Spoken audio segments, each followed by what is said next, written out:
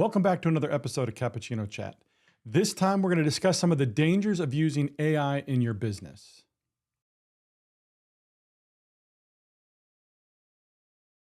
Okay, this time we're going over some of the dangers of using AI in your business. Now, this is not to say that AI is not going to be a good thing in your business. We just also have to be aware of the dangers in it.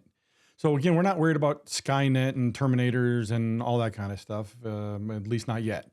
But not all these dangers seem very obvious when using AI. So using AI to help you generate some of your marketing or graphics or help you with your spelling and your grammar and writing a good letter or report of findings, a bid, those kinds of things can be very helpful. It still requires us humans to get involved and proofread some of those things. So again, we want to go over some of the dangers. So number one of less than obvious is if AI creates something for you, who owns it? Because as of right now, as far as copyright's concerned, if AI generates it, you can't copyright it. It doesn't belong to you because the AI made it, not you. Now, yes, they made it with your inputs and directions and things of that nature, but the AI actually created it for you. So be very careful in using it to maybe generate your company logo and things of that nature. It's not something that you can copyright and win if there was ever a claim due to the fact that the AI generated it. So since the AI generated it for you, there are the odds that AI would generate something very similar or the exact same thing for someone else. So be very careful of using AI in that way. Also, AI only answers based on information it has. So using past answers that you've given it, data that you've fed it, one of the tips that I heard was to set up different channels within whatever chat AI platform you're using and be very specific maybe about what you use it for. So if you're going to use one for, say, your marketing materials, don't commingle it with something maybe from the finance end of things or HR or writing other kinds of things for you or doing other kinds of things for you. Leave the specific tasks in their own little channel. So again, it can learn and build, but something to be aware of, which brings us to the next one, is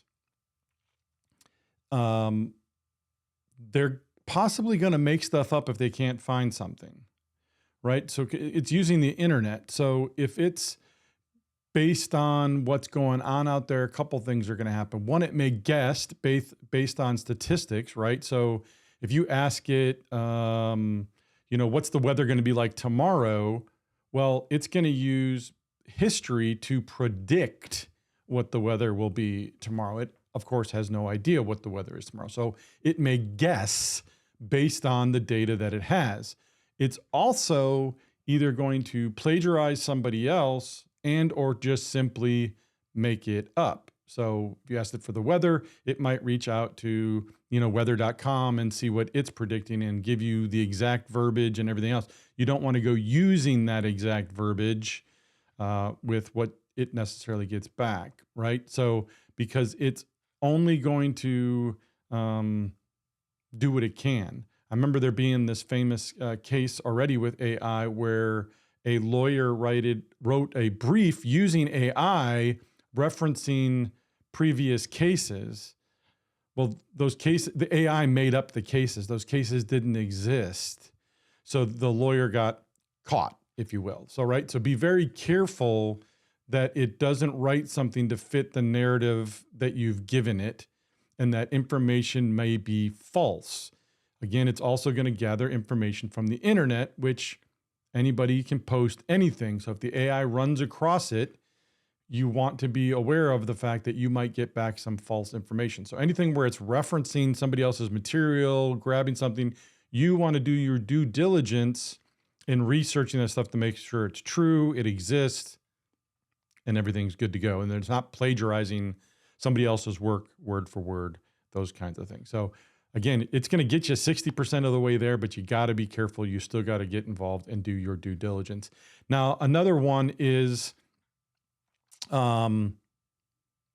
just what I've kind of heard now lately at a security conference I got back to just leave you with this is there are um, now hackers out there that are basically muddying the AI waters, if you will. So they're feeding AI engines false data, data that leads to malicious sites, malicious attachments, malicious information, malicious QR codes, those kinds of things. So they're kind of poisoning the well, if you will. So again, that is another thing to be aware of and double check and make sure what the AI engine is giving you is true, safe, so on and so forth. So be very careful. Again, AI, very beneficial. Am I saying not to use it? No, I'm not saying not to use it. We're all going to be using it in some way, shape, or form to supplement something that we're going to be doing. And that's what I'm kind of talking about is use it to supplement skills that you already have or to level up some skills that you have. If you're not very good at writing material, but you're great at getting ideas down, this can help you fill it out. But again, double check it. It's going to get you 60 to 70% there. So that's a huge time saving.